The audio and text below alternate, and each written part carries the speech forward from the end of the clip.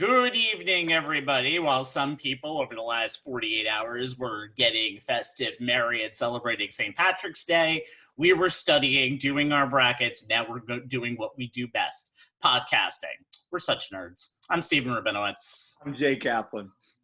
I'm Anthony Strait, and I'm a proud nerd, to be exact. Actually, you know what? Yeah, I actually am a proud nerd. Anyway, welcome to the full March Madness 2021 primer for On the Sports Lines. It's been 730 days. Yes, almost 2 full seasons. But tonight, we start the madness with the first 4. So welcome to the preview for the one thing that us true sports fans had to avoid for in 2020, the NCAA Tournament.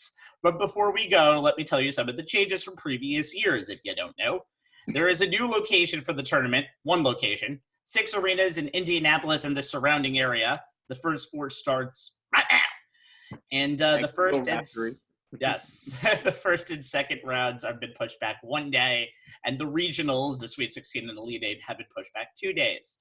So all of the reason for these changes brings us to our opener tonight. So welcome to the NCAA tournaments of the COVID era. All 68 teams are currently scheduled to play starting, today, but really the madness really begins tomorrow. And despite the withdrawal of Western region teams Virginia and Kansas from their conference tournament semifinals, the Tuesday withdrawal deadline from replacements came and went.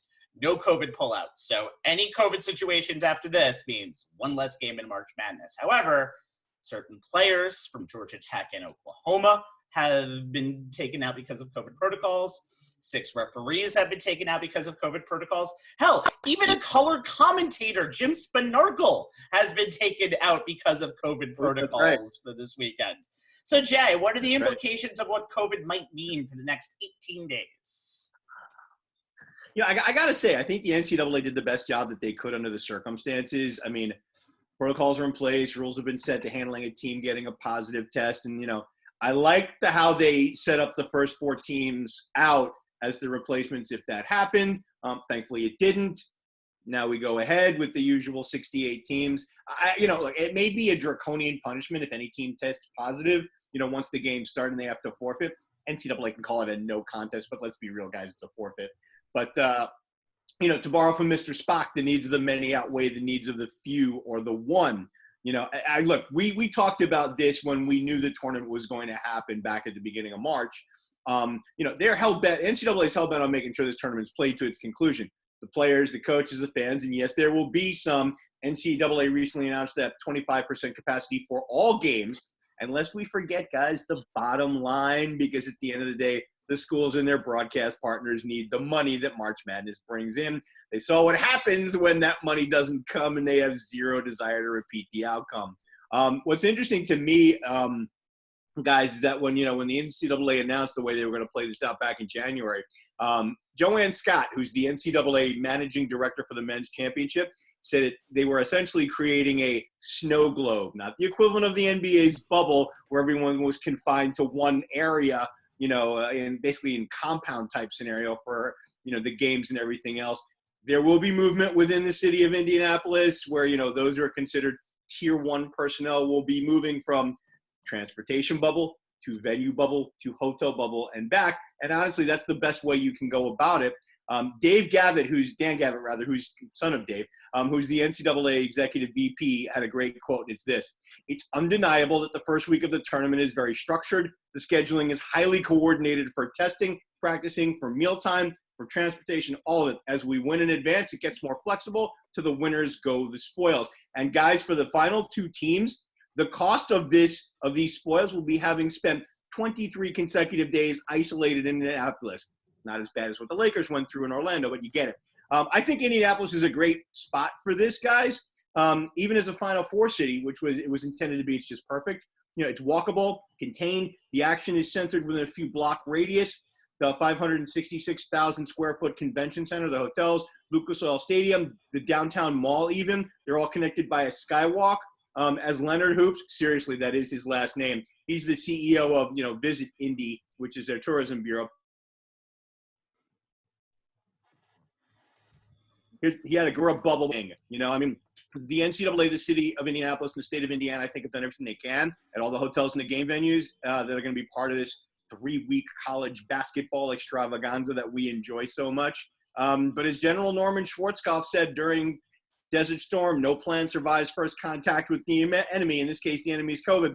And no matter how tight the health and safety precautions and protocols are, human beings are fallible. So I will not be surprised if someone violates them or somehow tests positive, causing a team to exit the tournament, not by way of an on-court loss. All that being said, guys, for me, this is the most wonderful time of year, and I'm going to spend Friday through Monday watching college basketball from noon to midnight and loving every minute of it. So the fan in me is really going to pray to the ghosts of John Wooden, Dean Smith, and John Thompson that we make it to April 5th relatively unscathed by the pandemic that continues to ravage this country, because last year I really missed filling out brackets and watching them get busted as March Madness unfolds. Yeah, I agree with you, Jay. I mean, no plan is foolproof or perfect, but the NCAA has done about as good a job as you can to try to get this tournament played, to try to make sure the team that safety is the number one priority.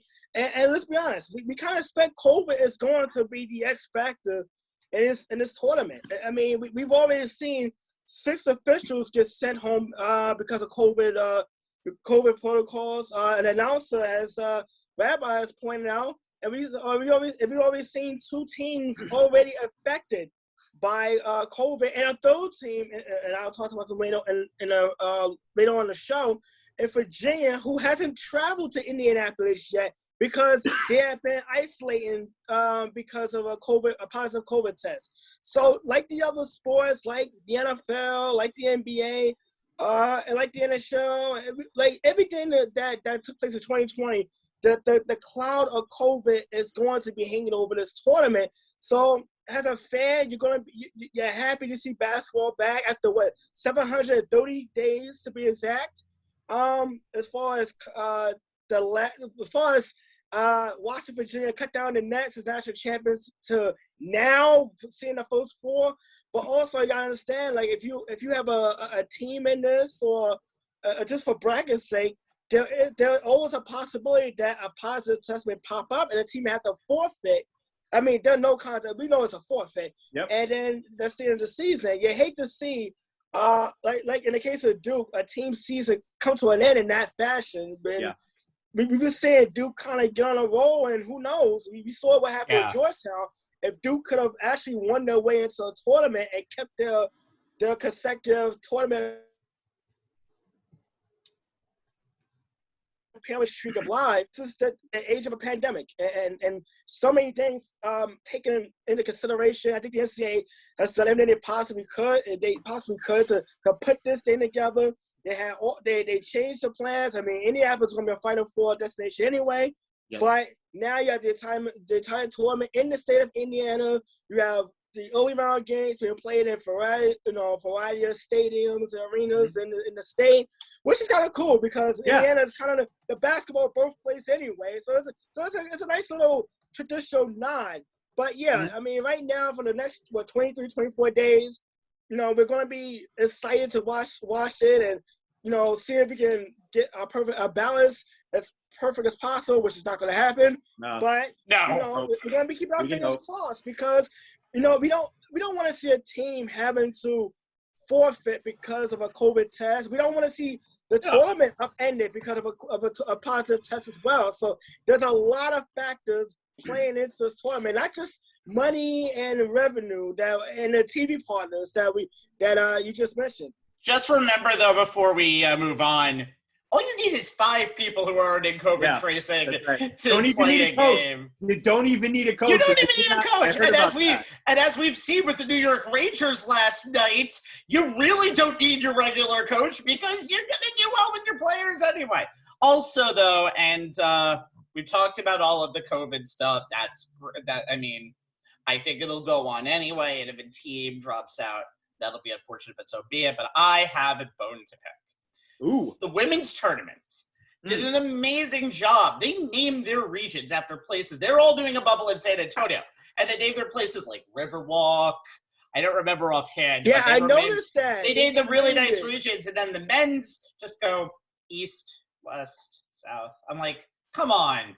If you're going to do this in a bubble, make it a little special. Like the NBA did a nice job actually providing an atmosphere that you wanted to see games. And sometimes I think the NCAA is like, all right, let's get this. They missed a naming rights opportunity, hotel. Rabbi. Put them in hotel. Yeah, well, that's where the NHL was like, put this in a hotel, just deal with it.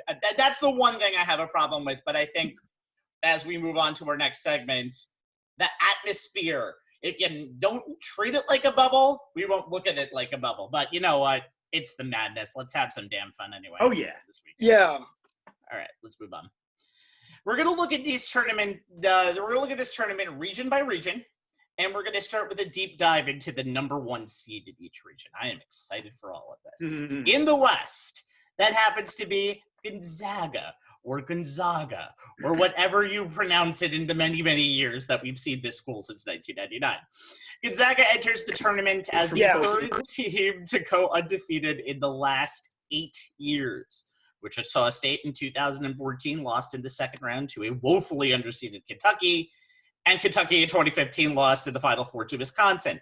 And the circle of life ended there, and now it's picked up again with Gonzaga. Star Watch, Stat Watch, Coach Watch. Anthony, you're on Star Watch for the overall number one. Well, you got to go with Jalen Suggs, the dynamic guard for the Zags. And by the way, just on the record, I would love to see Gonzaga compete in the Bobby Knight region or the Lucas Oil region, okay? Right? The Peyton Manning region. Really dropped the ball on the naming rights. But get back to Suggs. I mean, he's probably one of the best recruits that Mark Few has gotten in quite a long time. Look at his numbers: 14.5 points a game, 5.5 rebounds, 4.5 assists, shooting 51% from the field. He started his collegiate career, keep in mind he's a freshman, with a 24-point game against Kansas, along with 8 assists. 2 weeks later, he helped take down number 3 Iowa and Luka Garza, your boy, Rabbi. I just had to throw it out there because you're going to talk about him later on. You're right. Career high 27 points, 7 of 10 from behind the arc to go with 7 rebounds and 4 assists. Now, here's the thing, and you go back to the West Coast Conference Tournament when BYU had a 12-point halftime lead on Gonzaga and threatening to give them their first loss of the season. 8 points in the second half, back-to-back 3-pointers that kind of put the nail in the coffin in that game. He's without question, he is the guy that is the motor behind Gonzaga right now, and part of the reason why they are unbeaten and are threatening to kind of join the 1976 Indiana Hoosiers. By the way, the Hoosier region would have been great as well, just an FYI, since we have an undefeated team in the tournament. But look at some of his honors, all freshman team, the West Coast Conference, newcomer of the year, tournament outstanding player, most outstanding player. If Gonzaga's going to run the table and join those Bobby Knight-led Indiana Hoosiers, it's going to be on Suggs is going to be the guy, and he is more than capable of leading the Gonzaga Bulldogs to an unbeaten record and a national championship. Absolutely. I love the fact that Gonzaga can now just basically recruit with anybody in the entire country. Yep. And again, I'll talk a little more about that in a second. So at least I forgot. Gonzaga's also John Stockton's alma mater. So we have that. That's how you only remember them before 2000. Jay, give me a stat to watch. 32-0.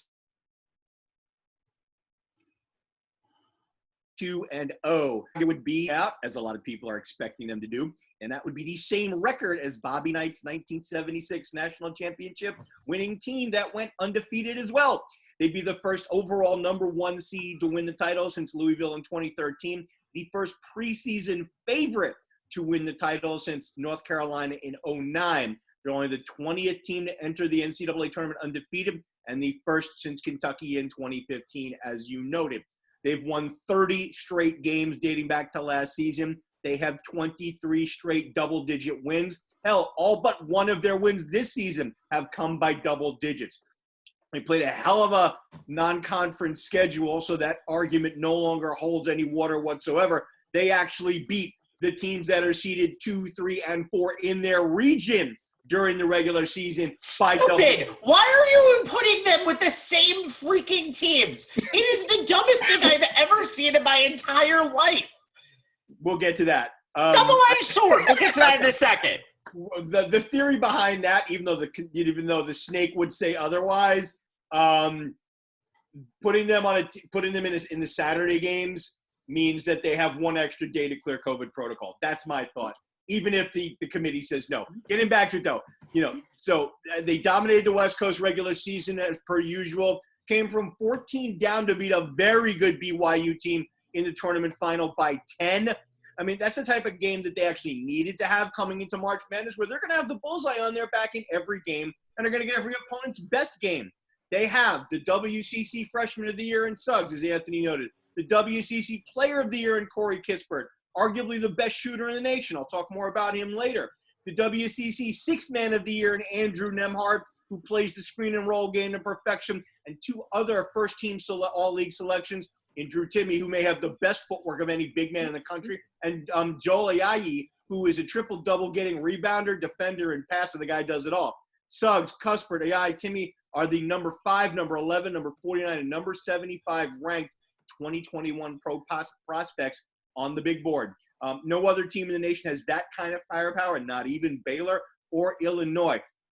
To quote Jay Billis, from the long passes, anticipation, steals, athletic defensive plays, competitive spirit, shot making, and winning attitude, this team can flat out play. But this is also a true team with an elite offense that does not run plays as much as it makes the right play in balletic fashion. Gonzaga doesn't read music, it plays it by ear. It isn't choreographed, it's free-flowing and instinctive. They play a beautiful brand of basketball. They lead the nation in scoring at 92 a game, number 1 in offensive rating at 122.4.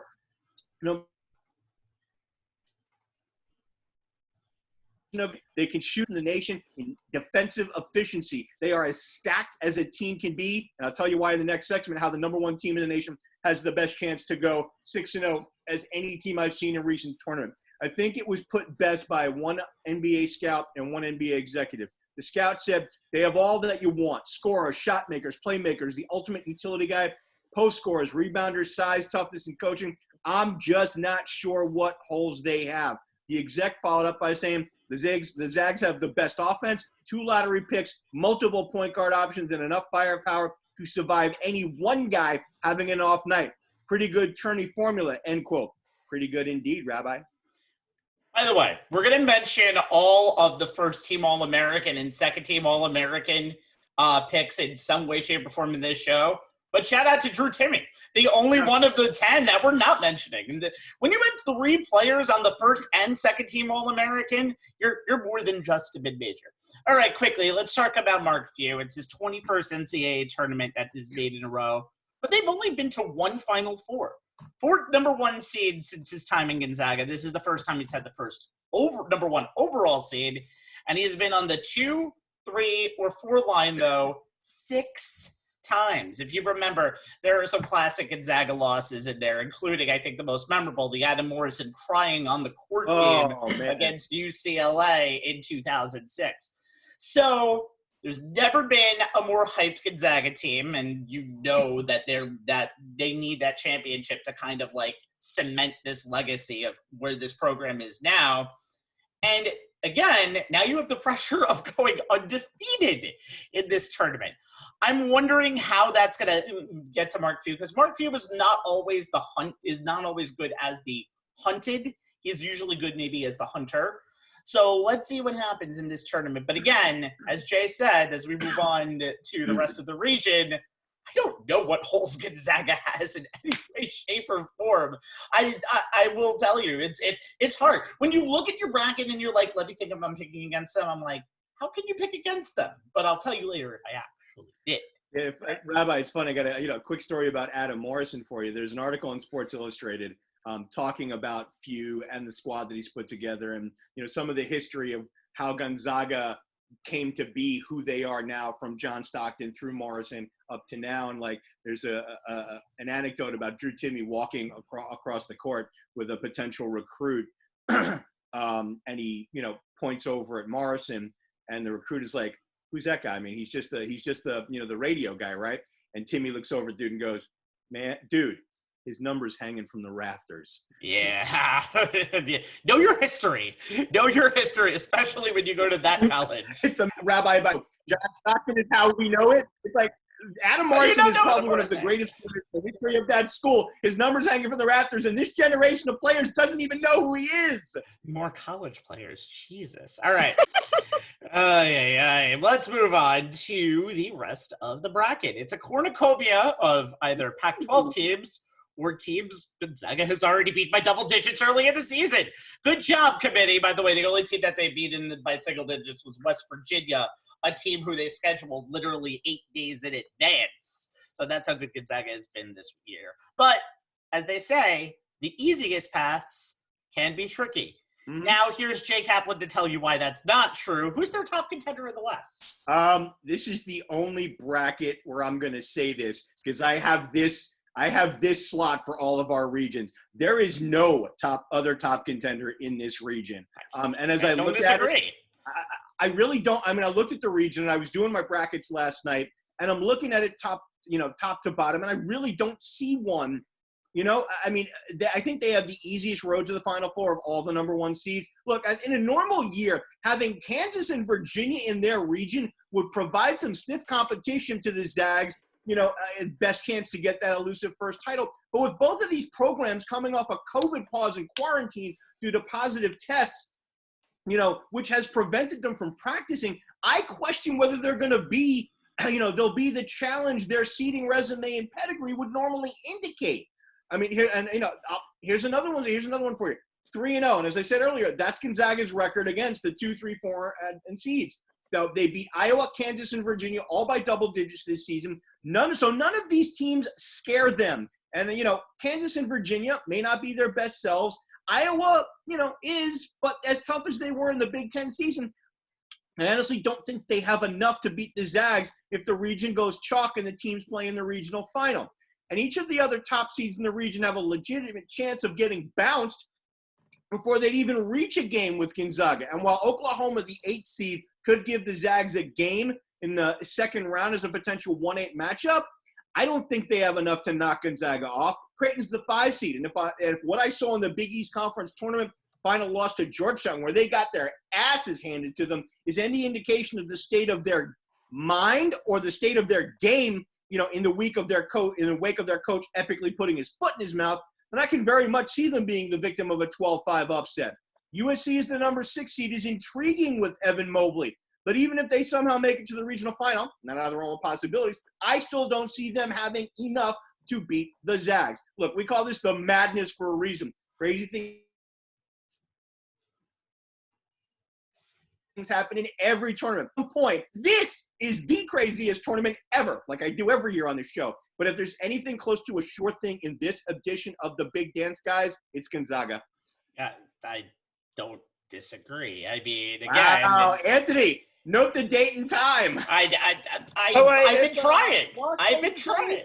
7:23 p.m. Eastern Standard Time. I've been trying, and then watch them lose. All right, Anthony, I want you to give me a high seed that's not making it out of the weekend, although technically it's going to Monday, and a low seed that just might make it out. Well, it's a team that hasn't even made it to the bubble yet, and that's Virginia. I mean, look, Tony Bennett's team is not nearly the defensive juggernaut they were 2 years ago when they won a national championship, or even in 2018 when they were upset, the first 1 seed to be upset by a 16. Look, they're in the 30s, number one, and they have a top 15 offense. So one problem, they had a part of the ACC tournament due to a positive COVID test.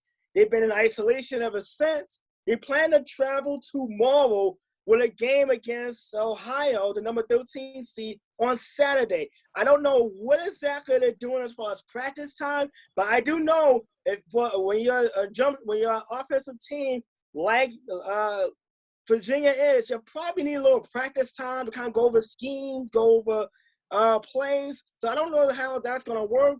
And your first opponent is you get the number 13 Ohio Bobcats, who have averaged 80 points a game and is one of the top shooting teams in the country. They shoot 50% from the floor. And they have a guy named Jason Preston, who is a remarkable story. If you looked up his backstory, he lost his mom to cancer at a young age. In high school, he really blossomed. He's become the guy for this team, 16 points a game. And you just a guy like this, I don't know if Virginia, because they're not a great defensive team as they were before, if they want to get into a shootout with no practice time against a lower seed team like Ohio, who is playing with house money, and that's the beauty of the March Madness. You see these low seed teams knowing that nobody's picking them to win. They go out, they're the loser of the team. There's no pressure on them, and I can't really see Virginia getting. Even if they get past that game, I can't see them getting past who would be Creighton in the second round of this matchup. So maybe. I definitely think Virginia is a team that's going home before Monday morning. My Cinderella team is going to be VCU. Shades of 2011. Remember they went Shaka Smart led that team to the Final Four. They're not as net team, but they have a top 15 defense. They force a lot of teams in the turnovers, block shots, 5.4 block shots per game, and they're led by Bones, not Sean Hyatt, that's got to be one of the best nicknames, not in UFC right now, outside John Bones Jones, of course. 6'3" sophomore, 19.5 points a game, 37% from the field. And VCU is one of those teams that, hey, you know what? They drew the other team in the Pacific Northwest in round 1, which is number 7 Oregon.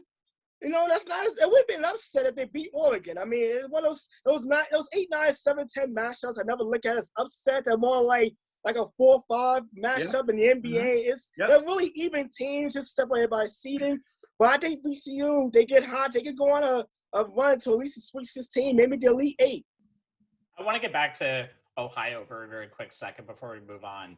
They have a player named Ben Vanderplas, who is named after one of the players that one of the coaches that his father played with in Wisconsin Green Bay. That coach, Tony Bennett. Yes, so Ben Vanderplas is actually named against the coach he is going to go up against. Love those little anecdotes, Rabbi. Keep them coming. All right. Quickly, the matchup that I'm looking for in the first round, technically not set yet, is USC versus the winner of this Wichita State Drake game. It's pretty close at the half. I think Wichita State's up 2. I'm interested to see because I'm just interested to see USC. They're a team that not a lot of people have seen this year unless you like listening to Bill Walton. So they're a team that not a lot of people have actually seen. Well, after dark, man. Evan Mobley, second team All-AP, is the first Trojan to be selected to any All-NBA team or All-AP college basketball team in almost 2 decades. Yeah. He's pretty much a double-double machine, 16.8, 8.6. He pretty much hit the trifecta. Pac-12 Player of the Year, Defensive Player of the Year, and Freshman of the Year. I want to see this guy go far. He is most likely going to be the number 2 overall pick in the upcoming NBA draft. And his first game is going to go up against 2 teams who I think are going to be tremendously underrated. Just quickly, this is a Wichita State Shocker team that just won the AAC for the very first time, beat Houston this year, gave them their first loss, pretty much embarrassed them. And Drake started the season undefeated for a while. They didn't lose their first game until Super Bowl Sunday. So that's must-see TV. Man, don't sleep on the Drake. Yes, the Drake is good. So, moving on. I want Oregon to go over VCU. Sorry, Anthony. And get Iowa in the second round. Oregon has been one of the models of consistency. Sweet 16 in 2016, 2017, and 2019. And here is the first question I promised you to. There are only 4 teams to have 11 consecutive 20-win seasons, including this tournament. I will give you one of them, and we just talked about them, Gonzaga. Who are the other 2? And Rabbi, rewind, because you froze for me when you started. Okay. 11 consecutive 20-win seasons. Oregon is 1. Gonzaga is another. Who are the other 2? Ooh. Consecutive winning seasons. 20 wins or more. You got a time frame here? No, it's 11 consecutive 20-win seasons, so that's the time frame. What I'm saying is the streak currently active? The streak is currently active. These are currently active. Other teams that one team is in the tournament, one team is not in the tournament, and was mentioned by many people as a team that should have been in the tournament. Louisville? Nope. They didn't win 20. No. 20 consecutive, 11 consecutive. 11 consecutive 20-win seasons. Which means they won 20 this year but didn't make the tournament. Wow. All right. You guys give up? You get 30 seconds in here. Okay, you know what? You're giving up. Do it. One is Kansas, and the other is Belmont. Sure. Belmont. Ooh, Belmont. That's right. That is right. Yes. Your Dick Vitale did. Nice. Nice. But they're a top 25 team in the coaches poll, Oregon. You got 6 players who shot 36% or better from 3. This is a team that can contrast with Iowa real well. You got Eugene Omarui and Chris Duarte. You're usually going to get 35 to 36 from them. And if you know college basketball, all you need is 80 to win games. And that's why Oregon has been one of the models of consistency. I'd love to see them play Iowa, which would be a Saturday game.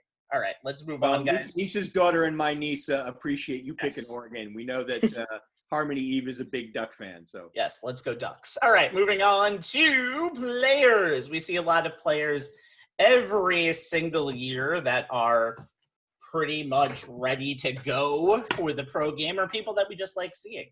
With the exception of Jalen Suggs, who is ready to go for the NBA, the West has a lot of fine young men who will star in the madness. Jay, you mentioned one of them before. Let's talk about Mr. Kispert. I did, yeah, indeed. You know, and while I agree with you that Jalen Suggs is worthy of our Star Watch designation, I mean, if he's not NBA bound after this season, I think the entire basketball world will be shocked. But I think the Zags go as far as All-American forward Corey Kispert takes them. Guy's not the WCC Player of the Year for nothing. 19.2 points per game, 54.4% from the floor. He hits 65% of his twos, guys. And he knocks down 44% of his threes. He knocks down almost 90% of his free throws. He plays solid defense, can score from all 3 levels, and he's solid in the clutch when the Zags need it. They need a basket in crunch time. That's whose number gets called. This is a guy who would have gone the first 40 picks in the late draft. Zaga because he had unfinished business. Averaged 22.4 a game in the Zags non-conference slate against the likes of, and we already talked about it, Kansas, Auburn, West Virginia, and Iowa and Virginia. And against those 4 teams, he shot 62% from the floor, 52.5% from 3. He makes the right decision on every play, whether it's to attack a closeout, make a smart kick out to a shooter, or drive strong and finish at the rim. A WCC assistant coach called it, man. Here's the quote. The people at Gonzaga rave about him and his approach. Corey Kispert is by far their most valuable and most important player, even ahead of Suggs, end quote. I could not agree more. He's going to make plays, some that are highlight reel worthy, and others that may not even show up in the box score that will win games in this tournament for the Zags. That's why he's my player to watch in this region, guys. Anthony? For me, it's the affirmation, Evan Mobley. Remember, I actually talked about him and what impact he may have at USC. And show earlier this season, we was kind of previewing college basketball. Mm-hmm. And you know what? He's lived up to the hype. You know, when you give comparisons to Anthony Davis, you're doing something very well. He averages 16.8 points a game, 8.6 rebounds, led the Pac-12 with 87 total block shots. Averaging 3 a game. I mean, it does help that he played alongside his brother, which is actually pretty cool. But also, look at this as well. I had the notes here. Okay, fourth Trojan to be named Conference Player of the Year, the first since Sam Clancy in 2002.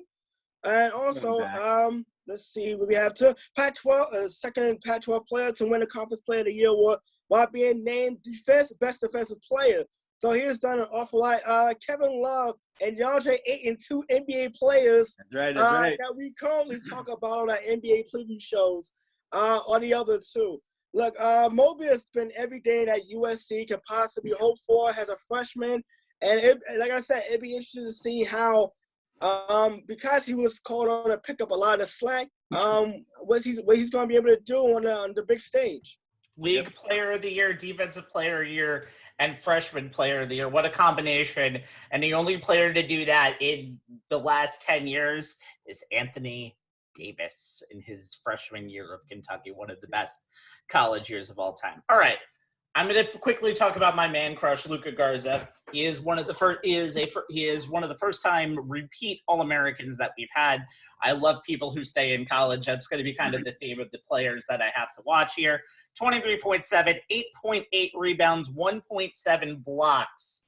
He opted to return to this team for this moment. This is the best Iowa team that they've had in a while. I know Jay mentioned Their season is a little you can't. They did not do as well as I think they could have in Big Ten season, kind of because the rise of Illinois late and the fact that teams like Ohio State and Michigan just manned up against them very, very well. So I think it's going to be interesting to see Luka Garza kind of start off again against some small schools out there. I mean, you'll play Oregon in the second round, but he does have the advantage. He can dominate. I could see him easily going for 30 points in both of his first 2 games. And you know who he gets first? Grand Valley State in their tournament opener, in their tournament debut. And you know who the head coach of Grand Valley State is? Bryce Drew. So the pressure is going to be on. And I think one of Homer's kids. Love it. And I think Garza has one more year to go through, and I think this is it. This is going to be a very interesting tournament, and I think Luka Garza is not really had a real place to shine in the nation for the nation, and I think this is it. All right. Moving on to the next number 1. Ironically enough, it's Scott Drew and Baylor in the South. This is a team that would have definitely been a 1 seed last year, and now they're a 1 seed for the first time in their history. Anthony, give me a star to watch from the Baylor Bears. Yeah, go with Jared Butler, and here's the thing: he's a star, but he's probably a 3-headed monster, which I'll allude to later on in my take. Averaging 17.1 points a game, 3.3 rebounds, close to 5 assists a game. Then you think about this, he's shooting a blistering 48% from the field, 42% from three-point range, one of the deadliest shooters in the country. He's made close to 3 per game. Associated Press Big 12 Player of the Year. The first player in program history to win the Big 12 top honor. For all Big 12 first team selection. By the way, he's one of only 2 players to have an anonymous selection to that team. The other one, Cade Cunningham, who I'm quite sure is going to be alluded to later on at this point in this show. But then you look at it like this: the 3-headed monster. You put him on Marcel Teed and Davion Mitchell. That I call it the 3-headed monster. All averaging 14 points. They all can knock down outside 3-point shots. That's what makes Baylor such a formidable opponent. You got 3 guys who can light up on a given night. Butler just happy to be the guy in the forefront. But like I said, I mean, he's part of a trio, but he's kind of the guy that stands out more than the other 2. But you don't want to sleep on any of these 3 guys whatsoever. No, you do not. And Baylor, when they're at their best, they really can match up with Gonzaga basket for basket. Jay, stat. I did talk about this year, so I'm 2 for 2. Rabbi, you want a stat on Baylor? Yes, I do. I had a stat. I cut off a little bit. I said Jay stat. Right. Here we go. Stat watch. Number 1 and number 5. 1. That's Baylor's national ranking in 3-point percentage. Number 1 in the nation from beyond the arc. And with all of their top 4 in 3-point attempts, shooting 39% or better. 5, as in their top 5 in the nation in offensive efficiency, effective field goal percentage, and offensive rebounding percentage. 1/5, combining the numbers there. That's nearly the amount of opponents' possessions that end in a turnover forced by the Baylor defense. That adds up to a team that can score the ball from all 3 levels and does a really good job of getting second-chance points opportunity when they miss. All that's going to come into play in a region that has 7 top 25 teams plus and on the rise North Carolina. Here's another stat. 2, number of losses this team has. First was to Kansas late in the season after Baylor came off a 3-week COVID pause. The second was in the Big 12 semis to a red-hot Oklahoma State team led by the best player in the conference, in my opinion, Cade Cunningham, who I'll be talking about more so in our Midwest regional segment. In our player to watch segment in his region. Other than that, this was a dominant team that had a significant stretch where they won 23 straight games. Granted, they still may be finding their way back to their pre-COVID level of dominance. They went 5-2 after their return, 3 of those wins coming by 6 points or less. The extra practice time in advance of the NCAA may help them get their rhythm back, and they'll need it, especially their secondary and role players like Flo Thamba, Jordan Tuchama. Rabbi, you know this one? No, keep going. We're just going to call him Jonathan TT. I'm not going to bother trying to mangle his name. I think you were pretty close, but let's keep it. Mark Vitale and Adam Flager, as well as Matt Mayer. so that these guys need to get back to their level of play so that the excellent guard trio that Anthony alluded to, led by Jared Butler and includes Davion Mitchell and Maceo Teague, who average a combined 46.7 a game. They score 55% of Baylor's 84 points per game. The key for these role players getting back to their rhythm is these three guys won't have to carry as large a load as they have been post-pause. That points per game stat, 84.4, number 3 in the nation.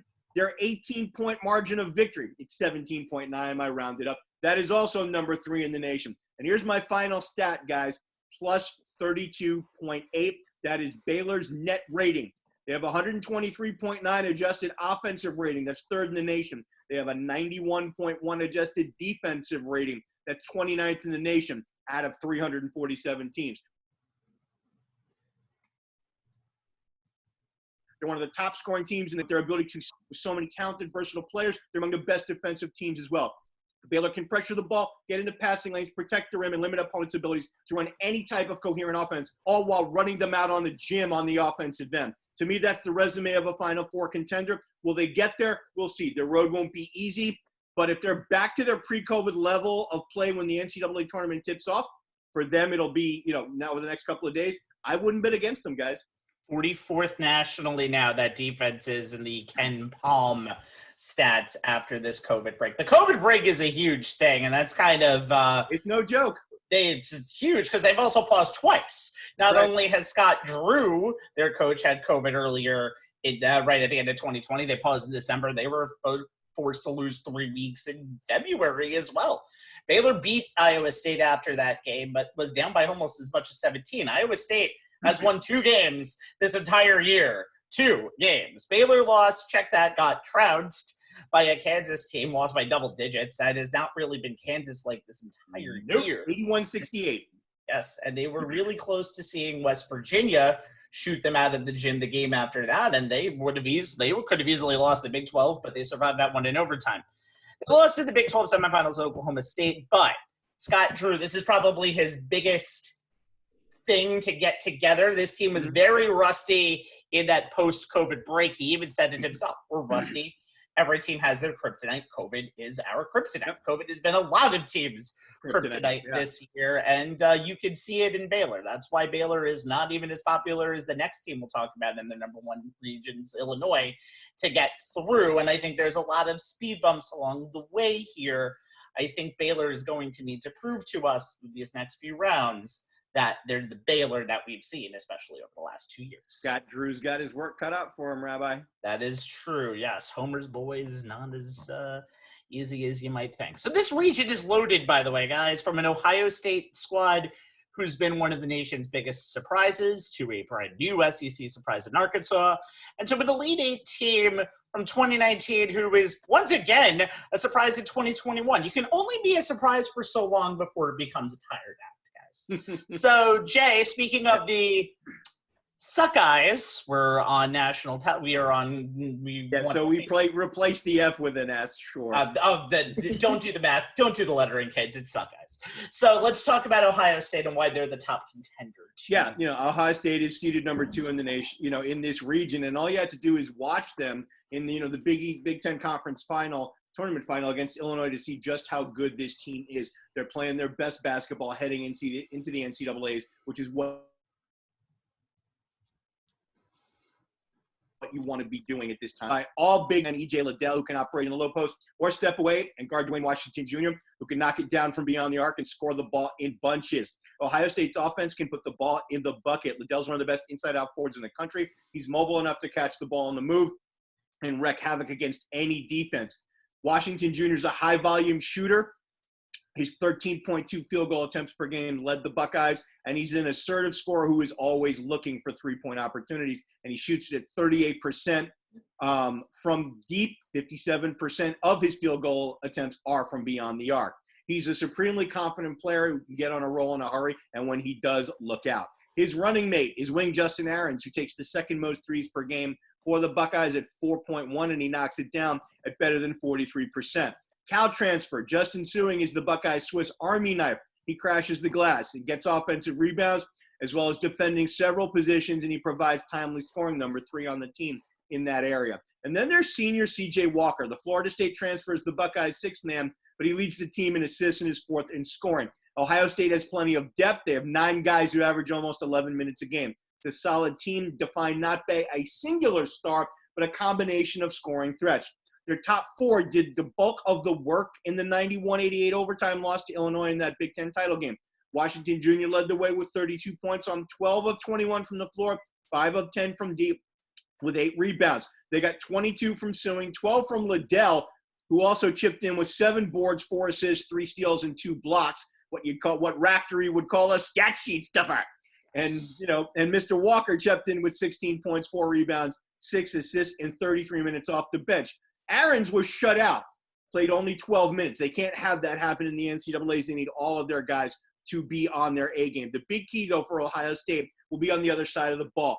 Can they defend at a high level, given the fact that they are not long on either height, no player above 6'8", or shot blocking capabilities? Liddell at 6'7" led them with 1.1 blocks per game, but as a team, they ranked 133rd in the nation in blocks at a little over 3 per game. Ohio State has had trouble in conference play against the league's top bigs. Rabbi's boy Luka Garza averaged 20 points and 9 rebounds in the Buckeyes' 2 games against Iowa. In 2 games against Michigan's Hunter Dickinson, they allowed the freshman big to go for 21.5 points per game and 8.5 rebounds. And against Illinois in 2 games, they allowed Kofi Cockburn to go for 15.5 points and 10 rebounds.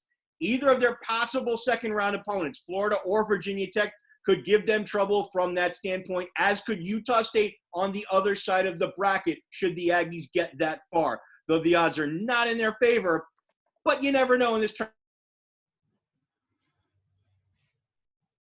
tournament. 6-11 upset, 11able. But here, the Buckeyes can get to the Sweet 16. I give them a pretty decent chance to potentially come out of this region. Seeing them beat, by the way, seeing them, you have to let me cue you, Anthony. That is the rules, and that is the rules of the Hunger Games. But seeing them in a possible Sweet 16 matchup with Arkansas, the styles are just going to be so similar. I really kind of want to see that. Yeah, though, Rabbi, a lot of people are jumping on that little Seth Davis bandwagon for Colgate, because they're a top 10 net team in the nation. They're number 9. We'll talk about that in just a second. Okay, Anthony, Cinderella and Cinder-not-rella for this region. I'm still kind of hung on this name and regions thing, so I'm going to call this the Larry Bird region, okay? Nice. I'll come up with some more. Has to show more. French lick. Yeah, but you know what? The team most likely to be out by the end of this weekend is going to be Villanova. I mean, You look at it like this. They dropped 2 straight. They blew an 11-point lead against Georgetown in the Big East tournament.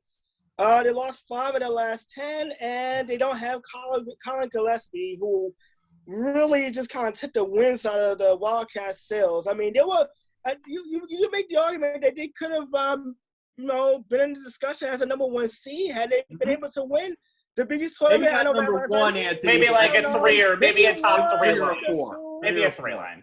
Definitely above a 5 seed, as we know that. But Villanova in the last 4 games, they lost to 10-15 Butler. They obviously lost Gillespie for the rest of the season. Scored only 52 points, a loss at Providence, and obviously the aforementioned loss to Georgetown in the biggest tournament.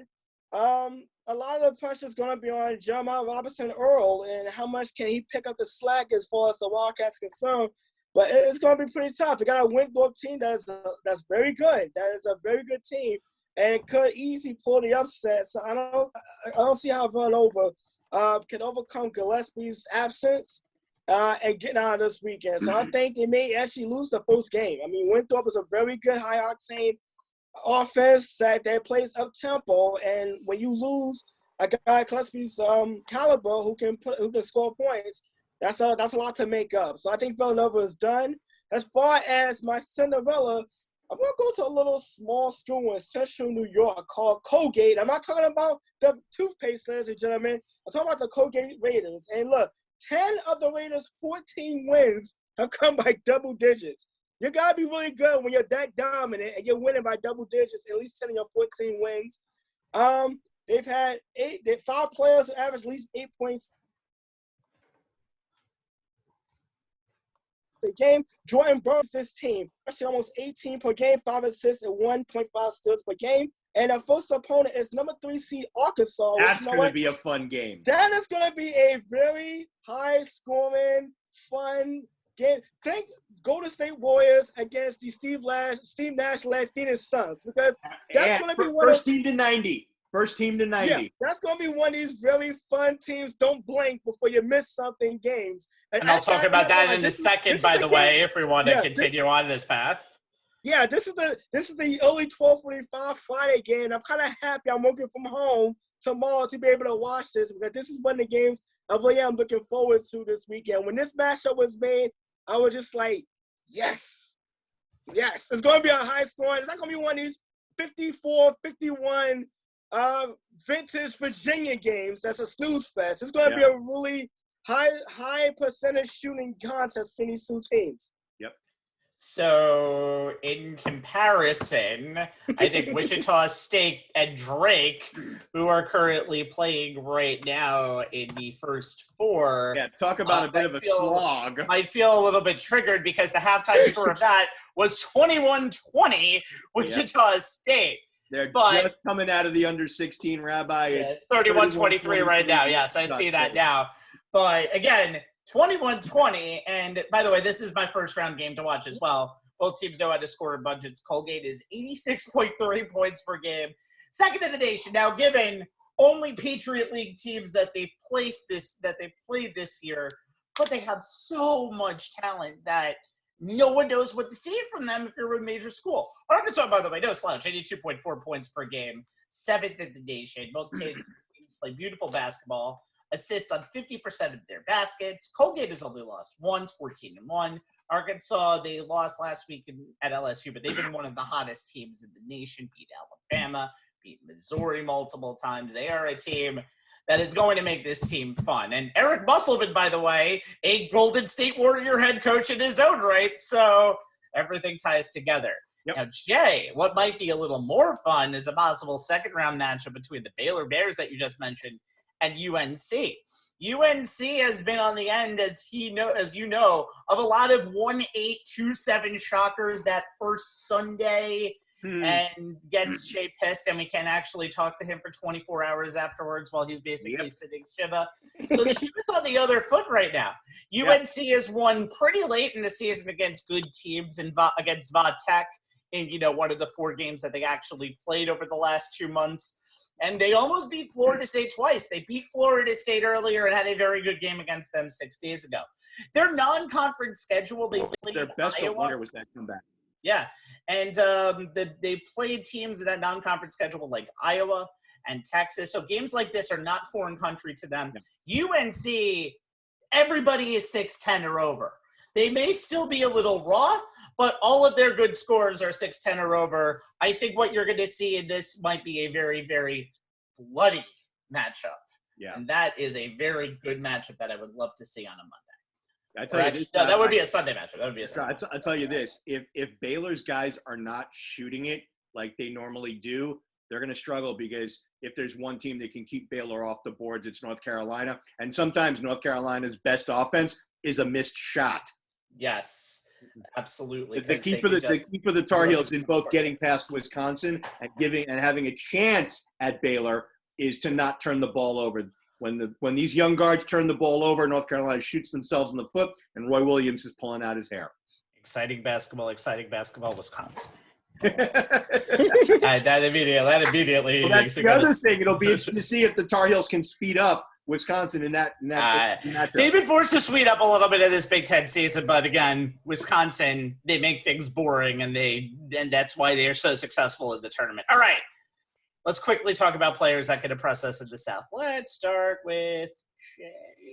Well, we kind of alluded to the guy I'm going to be watching is Chandler Vaudrin, who is the point guard for the Winthrop Eagles. Now, there are plenty of options among the top seeds in this region for this slot, but Vaudrin, who's a triple-double machine for an upset-minded mid-major, really intrigues me. The number 12 seeded Eagles are a lot of people's pick for an upset over a number 5 seeded Villanova team that has not fared well, as Anthony noted, since losing senior guard Colin Gillespie to a torn MCL on March 3rd. Valdrin is a 6'7" senior point guard, 3 triple-doubles this season.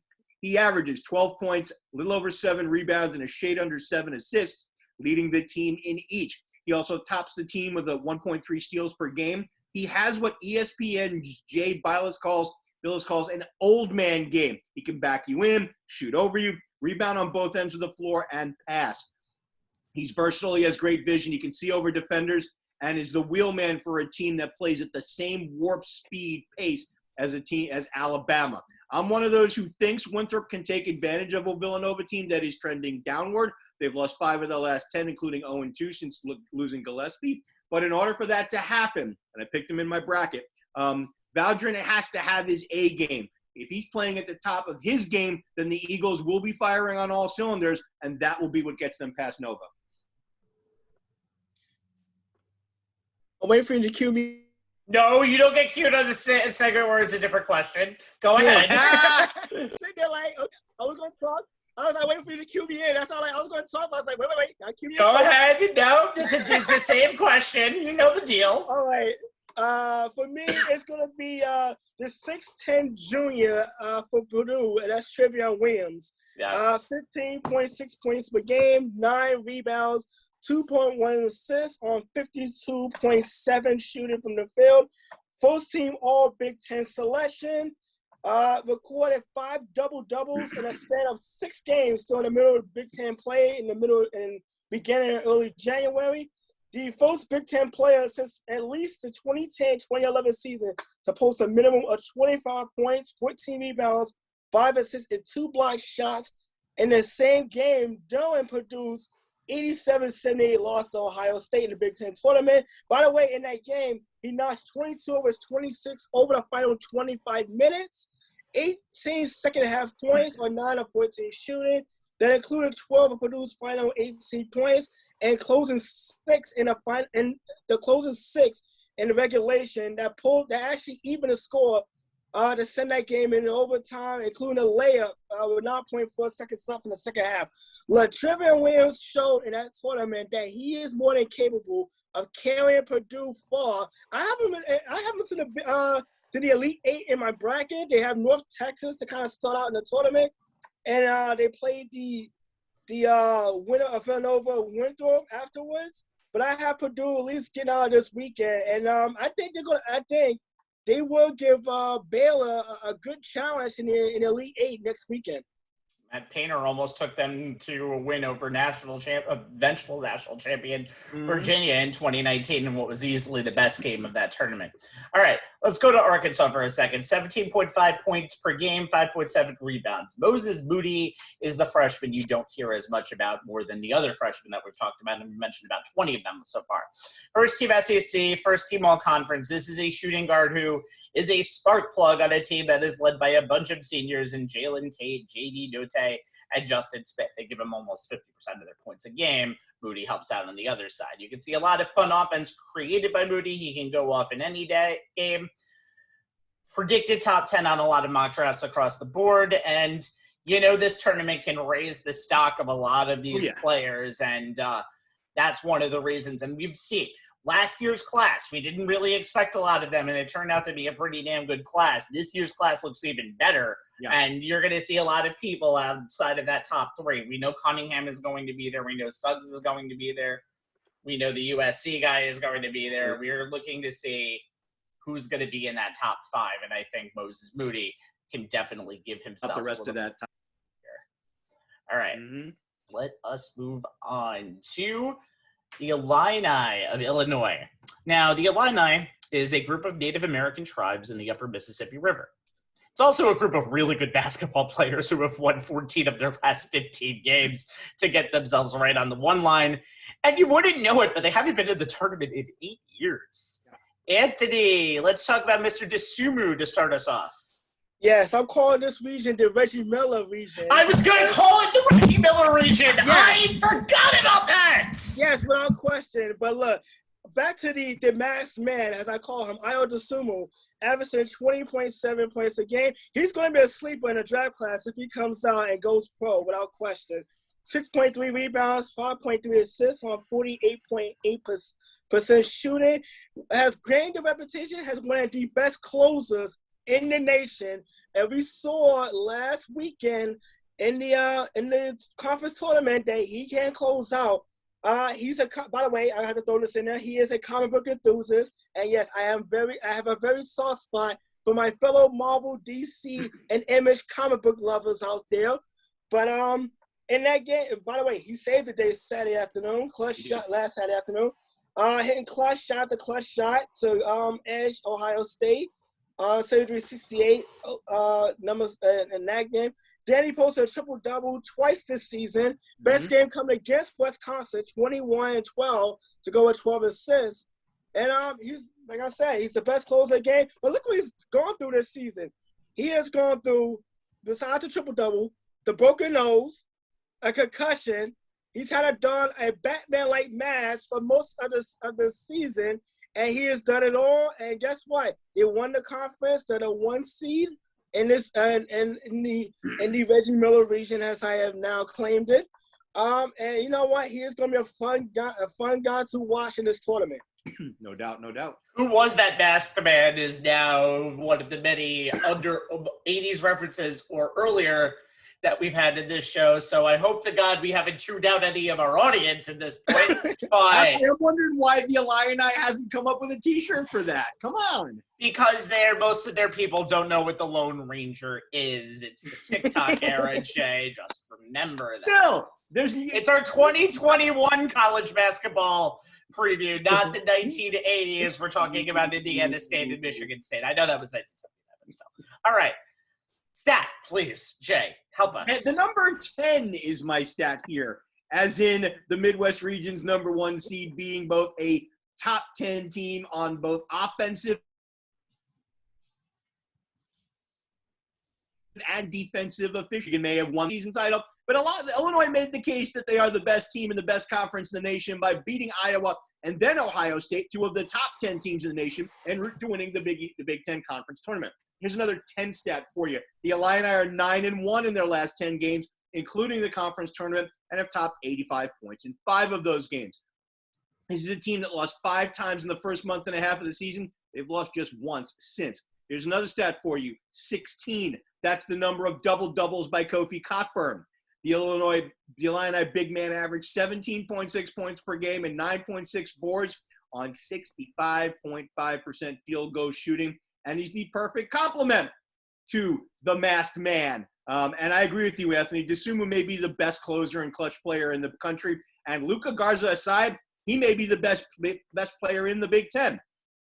Anthony, you threw out his stats. I mean, these are wooden level stats, man. He only had 5 games where he scored less than 15, 13 games where he topped 20. You talked about those triple doubles. I mean, the guy's a Wooden Award finalist, and the numbers back that up. You add in the play down the stretch of guards Andre Curbelo, 15.7 in his last 4, and Trent Frazier, the guy is a sniper from beyond the arc, 37.2% on 5 attempts per game, especially from that right corner, man. He loves that right corner. If he's left unguarded in there, put the 3 in the book. And he's utilized as a defensive stopper on the opponent who's doing the most damage from the perimeter. And you have 2 solid complementary players to those 2 stars. The Illini have a solid 8-man rotation, each of whom plays at least 14.7 minutes per game. Head coach Brad Underwood has done a great job of changing the team's style of play on both sides of the ball from how they played last year. They went from an offense run through the high post last year to one that is centered around ball screens and a lot of movement around the perimeter. On the other side of the ball, they went from a press and force turnovers philosophy on defense to a contain and avoid fouls philosophy. The players all bought in on both sides of the ball, and it led to those top 10 efficiency rankings on offense and defense, and it's why they're a potential Final Four team. Look, Illinois can play any style of ball and can handle any team in their region. Number 2 seed Houston in the bottom half of that region and number 4 Oklahoma State in the top half are the biggest obstacles to the Illini making their first Final Four since 2005, where they lost to UNC in the national title game. But when the dust finally settles, I think those other 2 teams will have fallen short, and the Illini will move on. Well, this is a team that's been kind of built for this moment. By the way, they're 7th in field goal percentage, 9th in total rebounds, and they shoot an almost 38% clip from three. I love this team, and like I said, they've really just gained momentum, especially as the season goes on. The middle of the part of their season was a little bit of a bumpy ride because they got everybody's best shot. I know they lost to Missouri early in the year too. But this is just the narrative. I've talked about this all year. The Blue Bloods are no more, at least this year. It's powers that have kind of built themselves from the ground up. Baylor took a little while, and now they are where they are. We'll talk about Michigan in just a second. We talk about Illinois. Like I said, they haven't made the tournament in a very long time. And you have Brad Underwood, a guy who went with Stone Cold Stephen F. Austin a few years ago to the tournament, and they made it 3 years in a row, winning the Southland. But it's that year in 2016 when he beat West Virginia and almost beat Notre Dame as a 14. Yep. And he really got himself into the majors. He got himself to Oklahoma State 4 years ago, was a one-and-done coach, not a one-and-done player, but a one-and-done coach, and lost to the Michigan Wolverines in round one. And then he got the opportunity to get over to the Big Ten and replace John Gross as their head coach. And he didn't make the tournament in 2018 or 2019 because he was left with nothing. He had to kind of recruit his way to where he is now and get players like this. And we'll talk about Kobe Cockburn in just a moment. But this team has never been at these heights before, and Underwood has never really coached as a favorite in this tournament before. Yep. You're going to see that kind of theme going along with a lot of the teams this year who are in the sights of everybody. This is going to be a very, very interesting tournament for Illinois. And I know there's a lot of teams. I know you mentioned Houston. I like Houston a lot in a lot of areas, but I do think they still lack big game experience. And I wonder what's going to happen if they make it to a Elite Eight. What's going to happen if they play Illinois? Because Illinois has probably, outside of Gonzaga, I don't know any team who has more talent than this team. Then they're coached the right way with Brennan. Arguably, yep. All right. So we have the rest of the Midwest, where you can come for the slower styles of Houston and West Virginia, and again, like Wisconsin, be bored to sleep by halftime. Or you can wake up and actually see someone as exciting as the team we're about to mention is the top contender. Not Houston, but the Oklahoma State Cowboys. Jack. That is right, Rabbi. You know, the Big 12, I think, may have been the second best conference in college basketball this year, and the Cowboys are one of the reasons why. Rabbi, I know when the brackets were revealed and we were chatting on text, you felt OSU was underseeded as a 4. I'm not so sure, but either way, they have a chance to be a dangerous team in this region and could be Illinois' biggest obstacle to getting out of the region and making the Final Four. Cade Cunningham may get all the headlines, but the Cowboys are more than just the guy most likely to have his name called first by Adam Silver later this year. They have guys like 6'5" junior guard Isaac Lakel. Man, there's too many bad names here, man. You can't put the names in there and not pretend to pronounce them, dude. Isaac Rabbi Lekeka Kelly. All right, don't hate on me. All right, I'm not hating on you. He's 4th in the Big 12 in rebounding at 7 a game, 10th in assists at 3.7. You've also got 6'9" sophomore forward Khalid Boone, who's 2nd in the league in block shots. That's easy enough to say. There you go. At block shots at 1.5 to go with 9.7 points and 5.7 rebounds. OSU has 4 of the league's top 16 rebounders and leads the Big 12 in that category at 37.4 per game, as well as block shots with 4 per game and 3-point defense. They only allowed Big 12 teams to shoot 32% from beyond the arc. The Cowboys' draw is not an easy one. Number 13, Liberty, comes into the tournament having won 11 straight. They're 2nd in the nation in scoring defense and is not afraid of Power 5 teams, having beaten both Mississippi State and South Carolina, and they played tough against TCU, Purdue, and Missouri. The latter two are tournament teams. They don't turn the ball over. They play at a deliberate pace that is difficult to speed up, and they have a 57% effective field goal percentage, which is among the best in the nation. If OSU escapes, their next opponent would either be a hot Oregon State team that stole a bid by winning the Pac-12 conference tournament, knocking off 3 tournament teams in UCLA, Oregon, and Colorado, and by knocking down 29 of 66 from 3. That's 44%. Tennessee could also be a potential opponent in the next round. They're usually a solid SEC squad, but they've been somewhat inconsistent this season. However, they are talented and tough at every position. They have size and depth, and they can guard both inside and out. They force turnovers, they force tough twos, block shots, and they COVID issues for them too, which is one of the reasons why they didn't match up to their preseason top 10. There you go. And they beat you up. They are a very physical team. If the Vols make shots, this team can beat anyone. Look, if Oklahoma State survives, they'll likely get the matchup most of us want to see. Against Illinois, Cunningham versus DeSumo, that could be a March Madness classic. That is definitely a game I think everybody wants to see. But first of all, you have a ton of orange in that region with Tennessee, Illinois, and Oklahoma State. But you have some really, really talented teams, again, built from the ground up. And we mentioned Oklahoma State probably won't be in the tournament next year because they still have a one-year postseason ban to serve. Yep. Once that officially gets sustained, and it will most likely be sustained. Rabbi, we all know why the NCAA kicked that can down the road, because right? they have brains to make sure Cade Cunningham gets into the tournament. I think that's the way to do this. On the nose. All right, Anthony. All right, Anthony, make our viewers smarter and give us a team that will be in the second weekend who is low, and a team that will not be in the second weekend who is high. A team that I don't see coming out of this weekend is going to be West Virginia. As I talked about last time, has a team that was really fighting to hold on to the position, seeding, rather than moving up.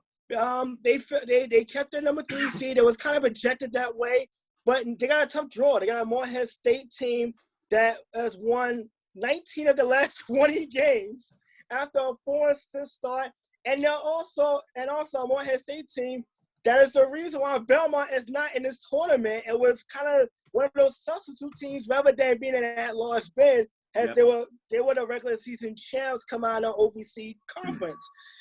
You look at it like this, even if they get past that first game, I'm looking at my bracket now, this is the lower bracket, the lower side of this bracket is almost set up for a lower seed to go on a run. You think about this, San Diego State and Syracuse is a good first-round matchup, and the winner of that game can easily go on a run, which West Virginia would have to play this weekend.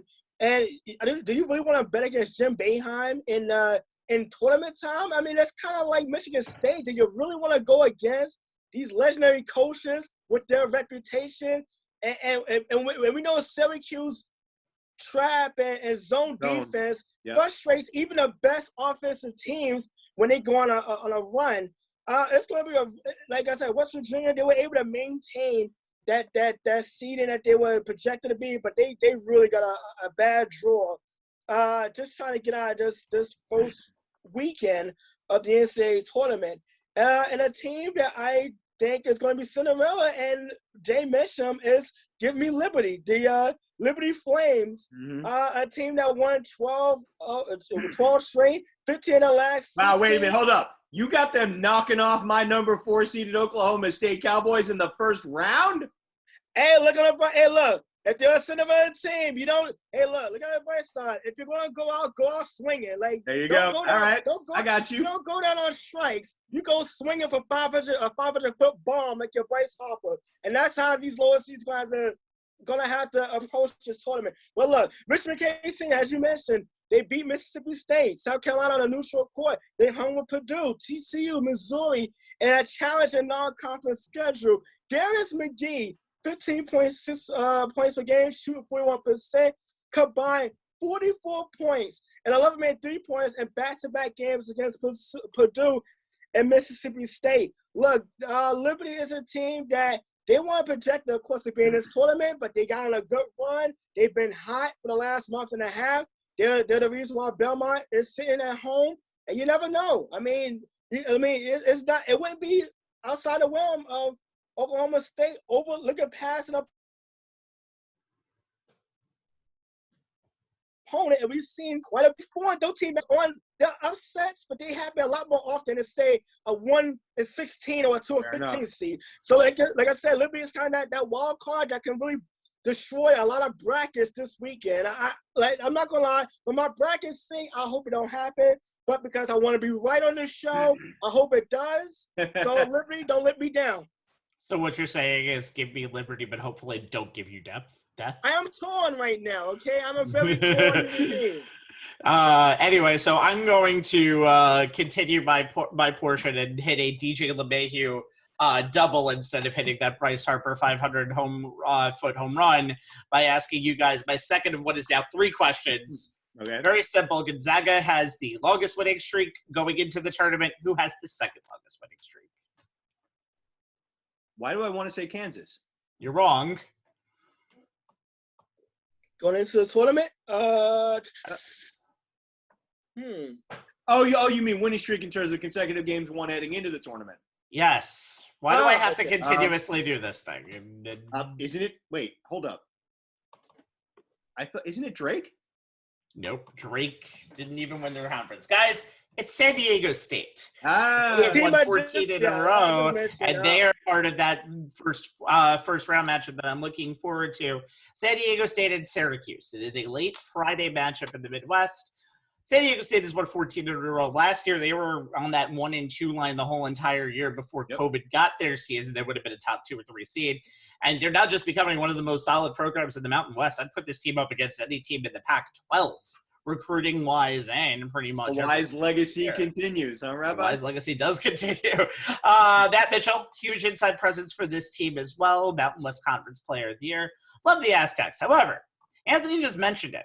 You really want to go with a double-digit team to make it out of the first weekend. Go with the team that has done it before. Syracuse. You saw them in the ACC quarterfinal. They were buzzer-beatered by Virginia. And every single year, Jim Boeheim just takes this nobody believes in us narrative and goes into the tournament. And then all of a sudden, you'll see them beat San Diego State. You'll see them beat West Virginia in the next round. And you're like, how did they make the Sweet 16? Remember, they did this all the way to the Final Four in 2016 before they lost to your North Carolina Tar Heels, Jay.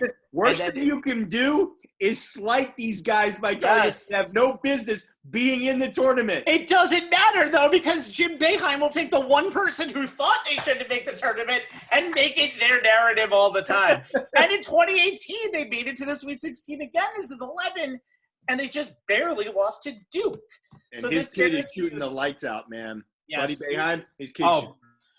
Buddy Boeheim has proven he's more than just a coach's son right now. He lights is out right now. The real deal on this team. In a great ACC tournament, he is looking to hopefully not lose that momentum going into the NCAA tournament. Syracuse is a team and a program that has been battle tested. I cannot wait to see them play San Diego State in round 1. That'll also be a fun game. However, if we get to round 2, you mentioned Illinois before, and I'm not going to talk about them again.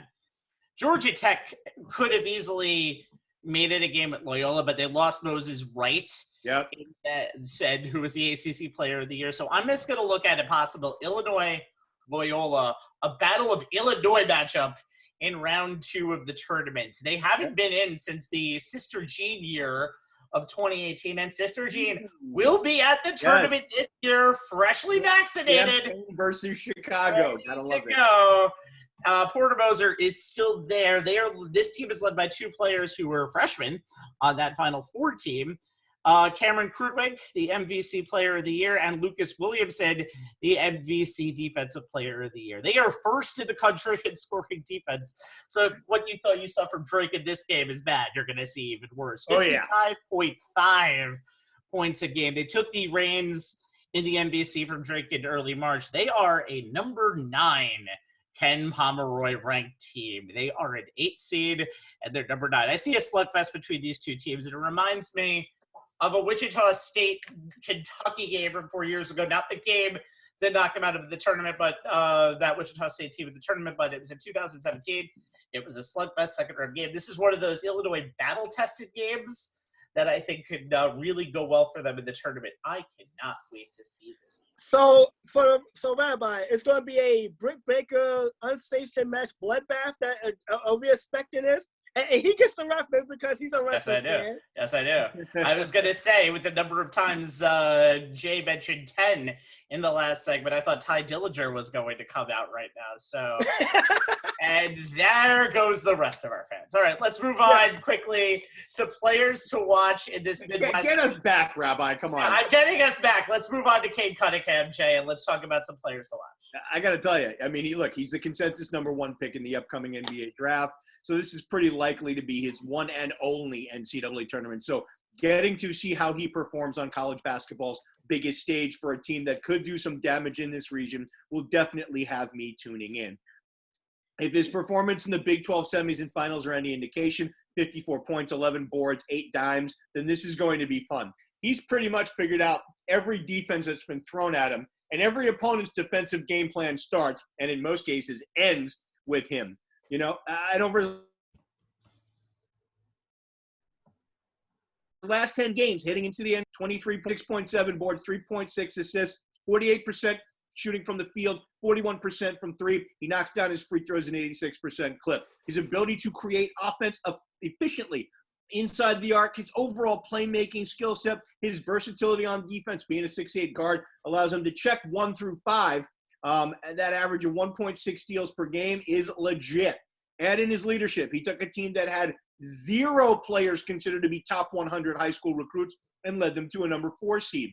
And the winning intangibles that he brings every time he steps onto the floor, you couple that with everything else, and it is a shame we'll only get to see this guy just once in this setting. Can he take the team to the Sweet 16? Sure. Can they go further? Hey, it's March.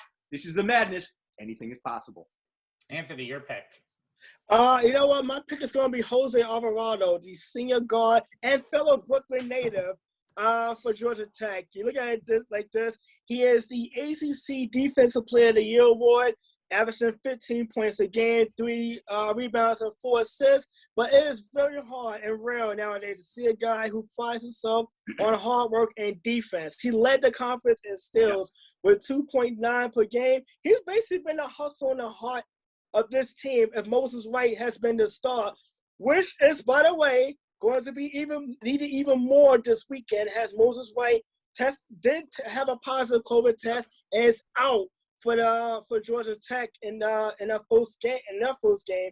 And let me pull up my bracket because it's hard to keep up all these matchups at once. It's going to be a very tough game. They get let's see, they get Loyola Chicago in round 1. That's a tough matchup in itself. And if they get past that, they're going to play Illinois in round 2. So I mean, they're gonna have Alvarado's energy and pure grit is gonna have to be duplicated times 5 right now.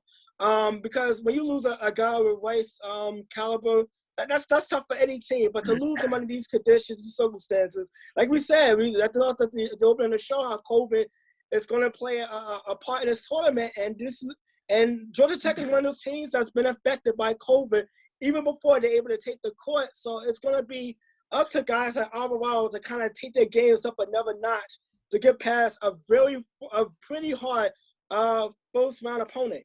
Yep. Is, by the way, issues related to COVID-19. So we don't know if this is a protocol thing or this is an actual test. It might be, but it hasn't been set up front. All right. Yeah, well, thanks for correcting me on this. Also, by the way, if you saw the ACC championship game, Alvarado was not only just all over the place, he was genuinely excited for Josh Pastner getting that team officially an ACC title.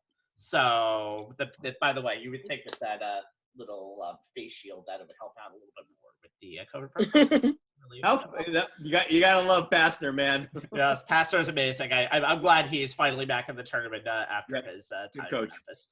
Kobe Cockburn, 7 feet, 285 pounds, and he is someone who scares the living daylights out of you. Numbers have already been mentioned: 16 double-doubles, 17.6 points, 9.7 rebounds per game, 65.8% from the field, Jay, not 5. Conference play. That's conference play. Well, then whatever. It's 65.8, 65.9. 10th nationally in that stat, by the way. So he gets the ball in the paint. He easily will give you 2. By the way, Cockburn has dunked the ball 71 times this season. And there are times when Illinois combined for less than half that total in a full year.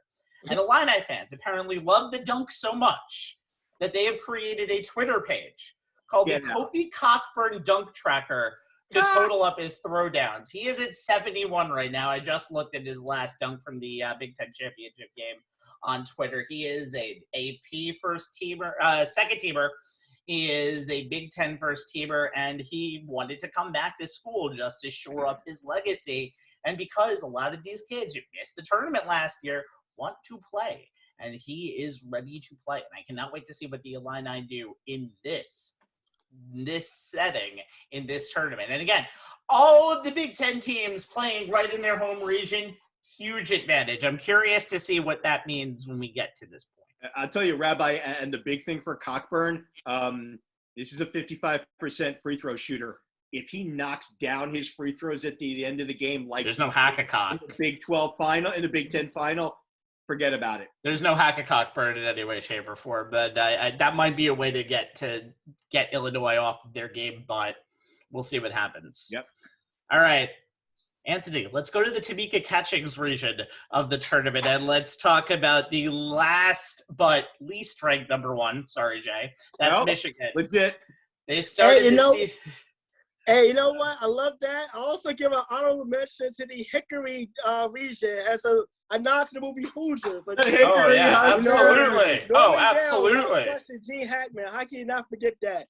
But Hunter Dickinson, the freshman center. Hold on. I haven't actually introduced the segment yet. I was about to say you got more for that. I do. Last but not least is Michigan. They started the season off strong, starting 18-1, and then they ended 2-3, and they will be missing Isaiah Livers for most and probably all of this tournament, although that's not official yet. All right. Hunter Dickinson, Anthony, go ahead. Yeah, the freshman big 7'1" center for Michigan. You know what? Four-star recruit coming out of high school, 22 games, 14.3 points a game, 7 rebounds, and close to 2 blocks a game. 59% from the floor, 75% from the charity stripe. Yep. His defense has got a lot of praise on guys like Luka Garza, like Kofi Copper, and Liam Robbins also. But you look at it like this, he actually took over the starting position after Austin Davis suffered an injury at the end of the non-conference schedule. Dickinson scored at least 10 points in 18 games this season, career high 28 back on January 6th against Minnesota. And it's going to be interesting to see how he's able – he's an old-fashioned big who can work down the paint and bang with the best of them. But like you just mentioned, Isaiah Livers being out, a pure scorer and an outside shooter who can space the floor. I mean, that's a big loss of Michigan's offense, and that's a loss of spacing as well. Because if Dickinson is actually getting rolling, you're going to see teams double team and make other guys on that Michigan Wolverine squad knock down some shots. So it's going to be very interesting if the loss of Livers affects Dickinson as well. You know, that inside-outside game was becoming a really big part of Michigan's pattern as far as our offense and with some success. So, like I said, when bigs are playing well, it's normally because there's a guard or a forward or wing player that can take the pressure off, let them go one-on-one. But if that guy's not there, well, let's see. You see how he set me up, Rabbi? You see how he set me up? He did. He really did. All right. So, Jay, and I apologize to our audience beforehand, give me a stat for the team that wants to be the champions of the East. Hail to the victors, valiant. They're going to have to be valiant if they in order to get out of this region. The stat for Michigan, 13.1, and that is the points per game of senior forward Isaiah Livers, who is the Wolverines' second leading scorer and is out with that stress fracture and likely for the entire tournament. He's a versatile defender. He also puts up 6 boards and 2 assists per game. And as Anthony noted, he can knock it down from 3, 43% from beyond the arc this season. He is the heart and soul of this team and has vied all season with fellow forward Franz Wagner for the claim of having the best offensive rating in Michigan's rotation. He'll be in a walking boot while he rehabs, and that's going to create a rather large hole in Michigan's lineup and put extra responsibility on the rest of the rotation to pick up that slack. It will start with Wagner, a 6'9" sophomore. He's been a model of consistency in production since mid-February, right up to the point where he fouled out against Ohio State in the Big Ten semis after only playing 29 minutes. Without both of their starting forwards for the remainder of the late stages of that semifinal matchup, the Wolverines became a much less dynamic offense, with point guard Mike Smith trying to do too much on offense as the Buckeye limiting centers. The last possession of that game was a microcosm of it. Smith dribbled way too much trying to create a game-winning shot Dickinson never touched the ball, if only to force Ohio State's defense to rotate. You look at the guys who are going to be tasked with trying to step up and fill Livers' production. You start with six-man Chaundi Brown. He's going to step into Livers' starting forward spot. Scored 10 points and made 2 threes off the bench in that loss to Ohio State. He averages a little under 8 points a game and is shooting a little under 40% from 3 this season. But more will also be asked of the rest of the starting 5. We know what Dickinson brings to the table. Anthony rattled it off. 14 points, 7.6 boards, and 1.4 blocks. And Anthony, old school is the correct way to describe his game. Plays well with his back to the basket, and he's also a solid rim protector. You add in Wagner's skill set, 12.8 points a game, a little over 6 boards, 1.4 steals, 1.1 blocks, 38% from downtown. He can create his offense as well as for others, and he can defend practically at least 1 through 4. Eli Brooks, 38.5% three-point shooter. They lost him for a couple of games, and there was a trickle-down effect there. He's going to have to knock down a couple more threes. Mr. Smith may need to bring out a little bit more of his volume shooter, scorer mindset from his days at Columbia. And 6'8 junior forward Brandon Johns Jr. and 6'7 freshman forward Terrence Williams, both of whom will likely see their minutes increase, are going to have to be more consistent with their production. It will have to be a team effort. Over the past 2 seasons, the Wolverines are 33-9 with a fully healthy Livers, 6-6 when he was out or left a game early due to injury. All 12 of those games came last season. Michigan's tournament fate will rest in part on whether Wagner and the rest of the team can, to some degree, offset the absence of Livers, or whether his effectiveness, Wagner's, and the rest of the teams will be diminished by Livers' absence. If they are not up to the task, Juwan Howard's Coach of the Year season is going to come to a conclusion a lot sooner than anyone thought it would. Yeah, you know what, before we move on, you know who Hunter Dickinson's fluidity has a big man remind me of? And another Indiana legend, Rick Smits. Yeah, I can see that, but Smits is more built as a rebounder. Dickinson is more complete. Yeah, and I got to tell you, Dickinson has a decent amount more athletic ability than Rick Smith. 7'4", that guy was a plotter. Dickinson is not a plotter. That might be. I just want to throw a Rick Smith reference since we're in Indiana. Because we're in Indiana. I think the Adam Morrison reference might be actually more a big man that can do almost everything. Yeah, but Morrison was more of a perimeter player. Dickinson. Yeah, it's true. It's true. But by the way, 103-30 in Livers' 4-year career when he's healthy. 103-30 in the 4 seasons. That is something to be said for glue guys. Yep. Yes, big time. All right. So I'm basically we mentioned Juwan Howard. He's a guy who motivates, is an amazing recruiter, and he fights for his players. And occasionally he also fights the other coach, if you just saw the Big Ten tournament against Mark. Yes. Juwan hasn't been back on the run. Yes. So Juwan hasn't been back on the Final Four stage. Well, actually, this isn't insulting Jay, but Juwan Howard hasn't been back on the Final Four stage because of last season's cancellation since 1993. Well, that was Weber. To be fair, that was Chris Weber. That was Weber, but it was still he was still part of the team. Yep. All right. This is also Juwan's first NCAA tournament as a coach, and he does it his first coach as a number 1 seed. Mm-hmm. Now, my final question: Juwan is one of only 4 coaches to start his NCAA coaching tournament career as a 1 seed. His first tournament as a 1 seed. Wow. One of the 4 is Bill Hodges for Indiana State in 1979. Larry Bird. Yes. Jay. Anthony, you can answer too, but I'm specifically looking at Jay. Who were the other 2? God, you're not. I'm specifically looking at you. Which means it's either Dean Smith or Roy Williams. No. Oh, no. Oh, wait. You're not Louis. You said Bill it's 5 teams. Yeah, Bill Frieder is one of them. Oh my! Well, that's not fair. No, it's the right stat. Bill Frieder is one of them in 1985, and Bill Guthridge is the other one. Oh, that's right. 98. The funny thing is I forget about Coach Gutt. I always forget about. But we want to talk about living up to expectations. I don't know if Juwan has ever had any high expectations as a head coach. His team has been picked in the middle of the pack in his first 2 seasons, so you don't expect the Big Ten titles, and Juwan has exceeded expectations. And now, as a number 1 seed, it's time to beat them. Let's see what happens in this tournament. All right. Rest of the bracket in the East. We have perennial national title contenders like Alabama, Texas, Florida State, and LSU. Oh, you're being facetious. Okay. Yeah, no, I am, because this is college basketball, not college football. That's right. So, 2020.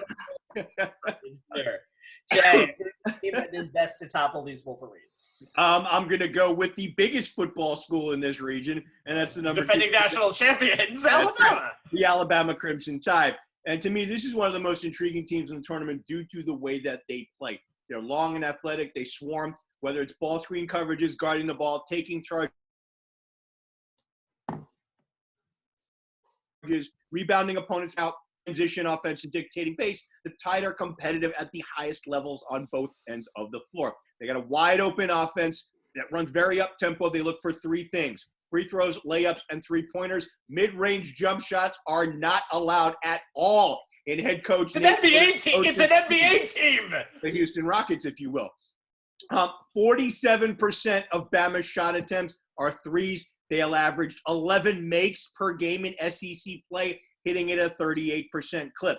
Flip side, they also had the SEC's most efficient defense and the nation's number 2 most efficient defense. They're number 10 in effective field goal percentage defense, number 21 in steal percentage. Bama is led by 6'8", do everything, and I do mean everything, forward Herb Jones, who I'll talk more about in the player to watch segment. He is surrounded by 3 solid guards, and we all know how important guard play is in the tournament. Sophomore Jaden Shackelford led the Tide in scoring at 14.2 per game. He went off in the SEC title game, 21 points, 5 rebounds, 5 made threes, and 4 assists. Senior John Petty averages 12 points and 5 boards per game, knocks down his 6.4 3-point attempts per game at a 37.4% clip.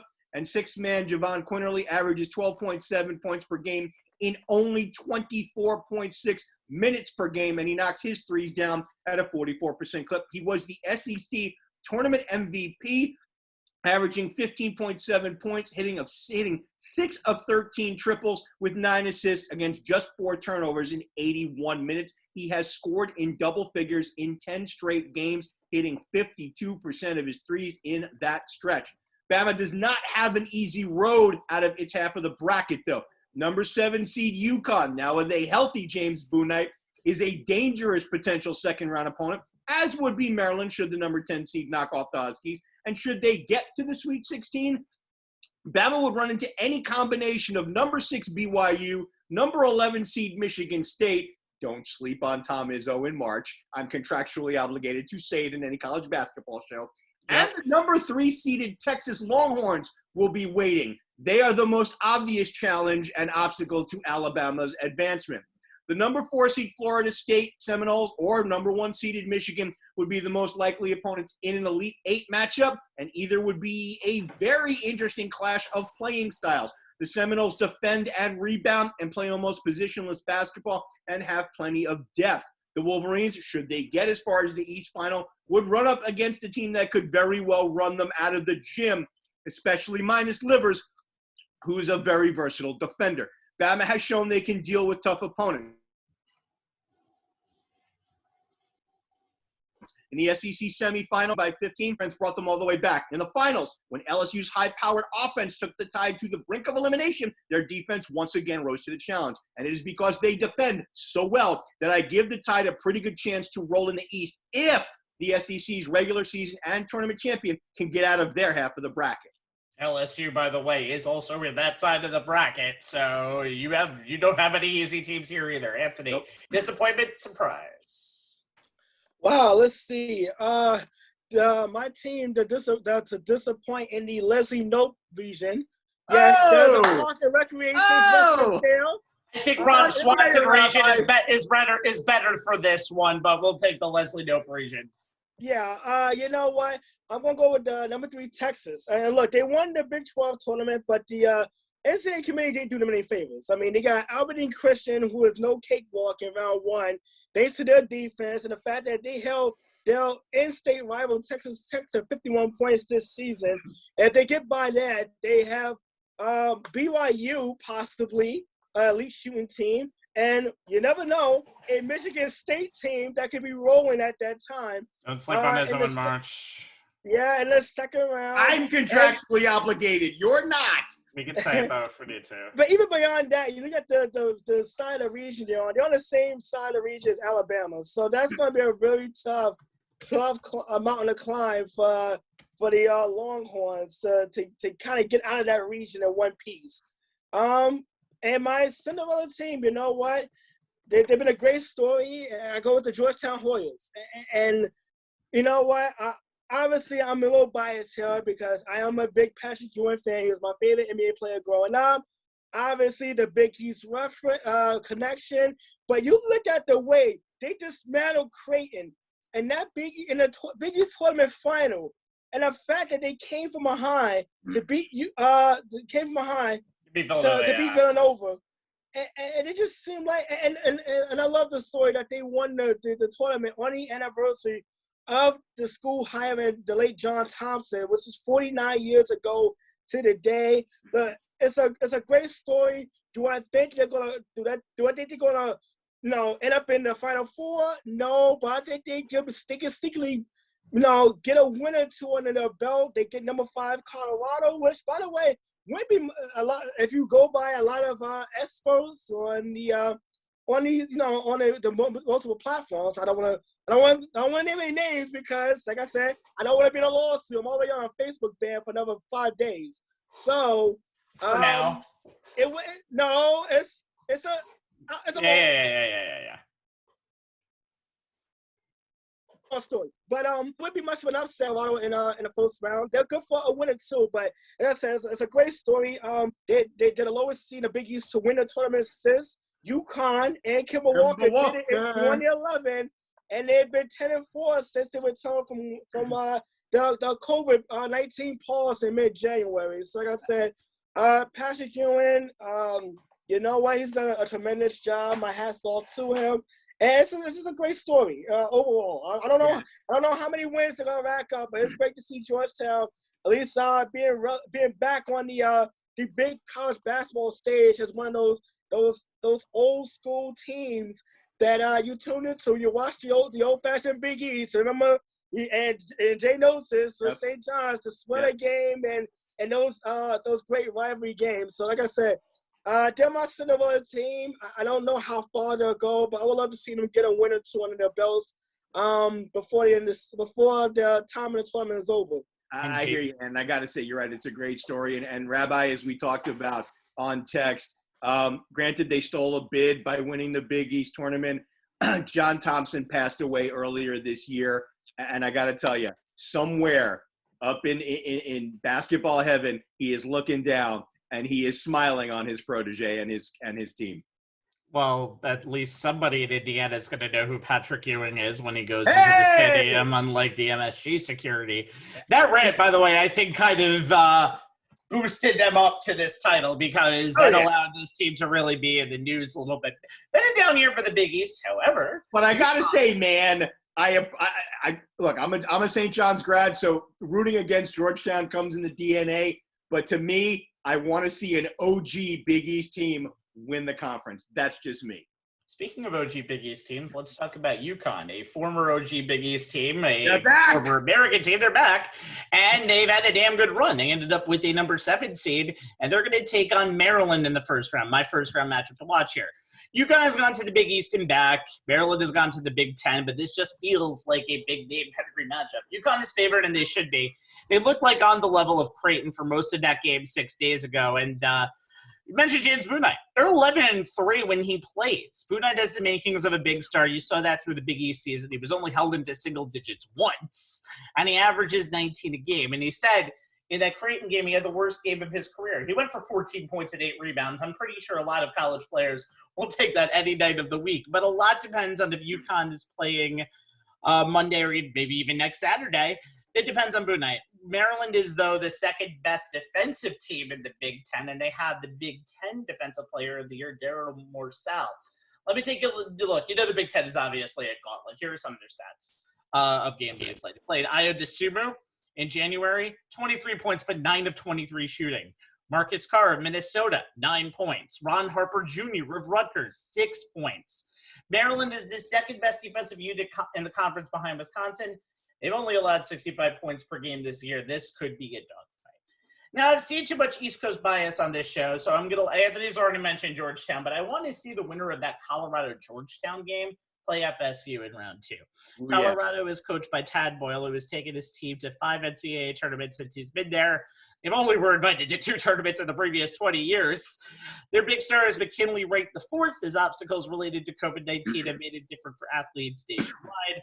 Wright has just gone under the radar. He was part of the Associated Press All-American team honorable mention, All Pac-12 team, and then we have Florida State. If you remember the 2019-2020 team that raised that banner that said they would have been an NCAA tournament participant, Florida State, though, is the real deal. They've been consistent and probably the most consistent team in the last 5 years of the ACC. Battle-tested team, and Leonard Hamilton is a very well-rounded coach. FSU is always a hard out, and this game is going to be no different. Scotty Barnes. Well, speaking of, I will talk about Scotty Barnes in a second, but there are many damn good players in this region, and we're going to talk about them like we just talked about every other region. Jay, start us off. I'm going with the guy I referenced earlier when I talked about the top contender in this region, and that is Herb Jones from Alabama. SEC Player of the Year and Defensive Player of the Year, and he does make the Tide roll. While not the most prolific or efficient scorer, his ability to defend guards, wings, and big men alike and then bring the ball up and play point guard on the other end of the floor is what makes him interesting. He was spectacular in all 3 SEC tournament games, averaging 14 points, 10 boards, and 5.7 assists, and he only played 17 minutes in the quarterfinal blowout of Mississippi State. He can rip and run, pass and facilitate, get everything started. He initiates the offense and can be moved all over the floor. He averaged 2.3 blocks and 2.3 steals per game in the SEC tournament as the driving force behind the Tide's suffocating defense, which, as I noted in the previous segment, is why they won the tournament. He's 3rd in the SEC in rebounds, 5th in assists, 1st in steals, 9th in blocks, and 1st in block box plus minus, which estimates a basketball player's contribution to the team when that player is on the court in terms of points above league average per 100 possessions played. Jones clocked in with a plus 9.2, meaning the Tide is 9.2 points better per 100 possessions than their opponents with him on the floor. To understand what that translates to, a plus 8 is considered MVP level. The Tide executes head scheme at a high of the floor, and Jones is the reason why. They will go as far as his play on both ends of the floor, and his leadership will take them. Before I go, I'm sorry, this time I'm going to butt in. He's 4th in the team in scoring! That's the best part about this team. They have so many weapons. By the way, one thing great about Alabama is they really are the Golden State Warriors of college basketball, considering the fact that they take 37 threes a game. 37. Anthony, go ahead. Sorry, I wanted to. By the way, congratulations to the Drake Bulldogs. Yes. First tournament win since 1971. See that? They started from the bottom. Now they're here. God damn it. Go ahead. No, just go ahead. We're short on time, and now even shorter because of you. Okay, but you mentioned James Bouknight for the UConn Huskies, and obviously I'm just going to piggyback on all the days you just mentioned. 19 points a game. He missed 5 weeks, by the way, after suffering an elbow injury in January. Prior to that, he had scored 40 points in a win over Creighton, hitting 5 3-point shooting, 54% from the field. UConn has only lost 2 games since Bouknight's return. And, of course, he's a hot shooter. His shooting can't carry them into the NCAA tournament. A la Kemba Walker did just 10 years ago this month.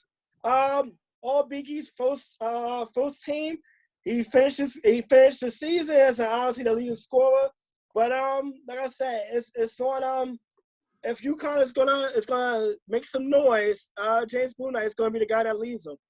So Jay mentioned Scotty Barnes. Let's talk about him real quick. The Florida State Seminole. He is the Lou Williams definition of the super 6th man. He is a freshman, 6th man of the year. Scotty's also going to be a one and done. Mm-hmm. He goes 11-4-4 in the regular season, and even though he's a off-the-bench player, he still plays 25 minutes per game. It reminds me a little bit of Draymond Green. 6'9" player, premier defender. You don't see that a lot in a college basketball player. And he provides a multitude of roles for the Seminoles. He's going to make this FSU Seminoles team very fun in these next few weeks, and I'm very curious to see if you're going to see a triple-double out of him, because triple-doubles are hard to find out in this tournament, and Greed had 2 in his career. All right. Guys, we've talked for over an hour and a half. We've talked everything that we can.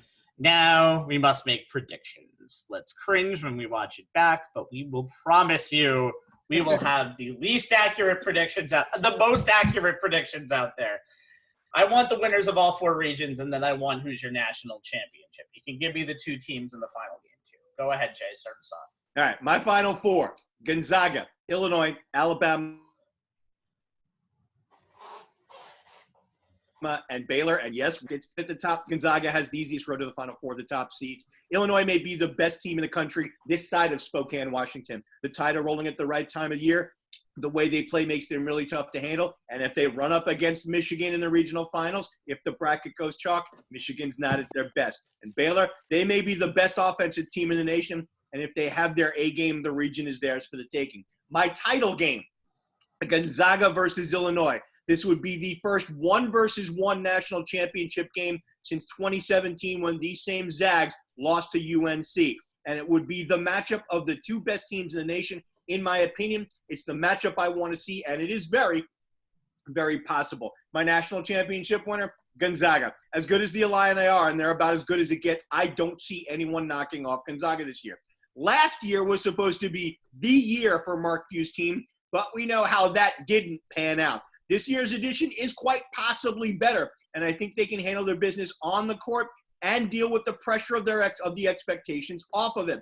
And that will result in them being the final image in the One Shining Moment montage come April 5th. Okay, and for me, I got Gonzaga as one of the teams, Baylor as well. I have Illinois, and I have Alabama. You know what? Alabama is probably Anthony and I are in 100% agreement. Oh my! Yeah, you know what? In any other year, Alabama's a 1 seed without question. I think they just simply ran out of 1 seeds to hand out. That's the reason why Alabama's a 2 right now. But you know what? They're streaking. They're peaking at the right time. They're led by obviously Hope Jones, of course. In the finals, the championship game, I have Gonzaga and Baylor. That's the other matchup people want to see. Remember, we talked about that game being postponed earlier this year, and it was a highly anticipated matchup between the 1 and the 2 that we didn't get the chance to see at that moment. But I think it will happen in the national championship game. And that's actually my matchup on my second bracket. Yeah, and I have the Gonzaga Bulldogs celebrating to One Shining Moment. So when the clock hits 0, cue Luther Vandross, and it'd be great, you know, for Summits. You know what? It'd be great because after everything we've gone through over the last year, to finally hear that song and then be able to crown a national champion this year, and like I said, for the kids and especially the seniors, to have this opportunity, unlike a year ago, it's very special. We watched the end of the Drake Wichita State game. The emotion in these games are very important too. So it's gonna be a fun few weeks. I can't wait. Yep. I wasn't going to put it in a bracket, but you two basically matched each other, so I'm going to have to disagree a little bit. But I'm not going to disagree. But I'm not going to disagree with Gonzaga. There's no holes in this team whatsoever, and I think even though having Iowa, Kansas, and Virginia in the same bracket teams who they've seen before, I think Gonzaga is way too battle tested to at least not get to the Final Four. So that's my West region. The East region, I'm going to go Texas. This is a little bit of a surprise, but I have them coming out of there in one of my brackets as well. Yeah, I think Texas is they've had a lot of good preseason mojo. I think Shaka Smart's team is really building up at the right time. I see a war with Alabama. I was actually debating them or Florida State to come out of this region, but in the end, I went Texas. I will agree with Illinois. Only because of the fact that I do think Oklahoma State is not properly rated, but I did see Oklahoma State lose a tough Big 12 final to Texas. I don't believe in Houston. I don't believe in West Virginia. I just don't believe in their styles. And if they match up with Illinois or hell, even Oklahoma State, they're toast. So I do think Illinois wins out of that region. And I'm going to go a little different and go Ohio State out of the South region. I actually really liked the Ohio State's performance in the tournament. They've been surprising all year. And I think when that team is on, there's no better collective group of guys in this postseason. Do they have one star? Not really. They actually have a good team to really go up against everybody. So I think Ohio State actually wins out of the South to show how good the Big Ten is this year. They're going to have 2 teams in the Final Four. I have Gonzaga over Texas. I think this is the time for Gonzaga. And then I have Ohio State over Illinois, actually. I don't have Illinois getting that far because I honestly think Illinois, if they play Ohio State for a third time in less than a month, it's hard to win that game again. And I think everybody and their mother has Gonzaga and Illinois in that national championship, and somebody's got to be different. But unfortunately, I can't find a way to not pick Gonzaga. I can't. I want to be a contrarian because I know if Gonzaga has that fall like they've had many years, it's over. But I can't. I really can't. I think it's bad business to go against Gonzaga. I think Gonzaga is ready, and I don't think they're going to dominate in this tournament, but I think they're going to cut down the nets. And having them win in Indiana to finally be the team to do it almost 45 years after Indiana did it, it's going to be pretty special. I cannot wait for the madness. Oh, yeah, baby. That's our show. Enjoy the madness. Don't listen to us. Watch some TV over the next 4 days. It's the best 4 days on the American sports calendar in my book. Hands down. For Jay Kaplan and Anthony Strait, my name is Steve Rabinowitz. Thank you for joining us tonight. We are always online at facebook.com/onthesportslines. And if you want to watch us taped, youtube.com/onthesportslines for anything that you might have missed in the past. Watch our other shows. We did even worse in predictions for years. Again, best 4 days of the American sports calendar right now. Enjoy the madness. We'll see you next Thursday. Good night. Good night, everyone. Enjoy the madness.